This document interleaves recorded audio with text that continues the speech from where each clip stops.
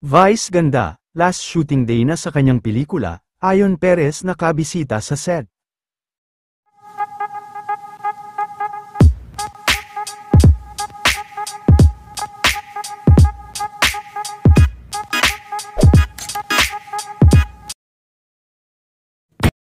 Matapos ang masayang show nila Vice sa Showtime kanina, ay muli naman itong itinuloy, ang kanilang shooting para sa The Breadwinner, at matapos rin ang ilang buwan nilang pagsasama-sama para mabuo ang kanilang pelikula, ay ngayong araw na nga, ang huling araw ng kanilang shooting.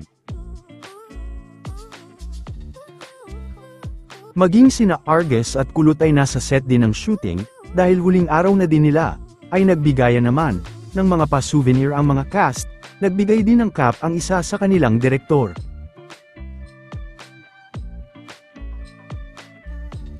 Marami rin ang natuwa, sa ibinahaging video ni Ayon Perez at naging pagdalaw nito kay Vice habang sila ay nasa set, ipinakilala din ni Vice si Ayon sa kanilang mga kasama.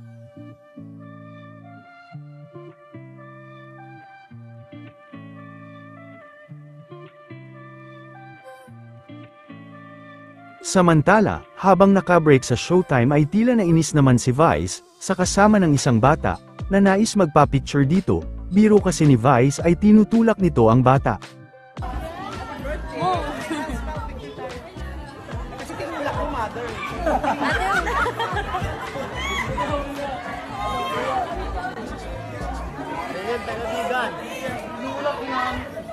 Kasi ginaganon mo siya.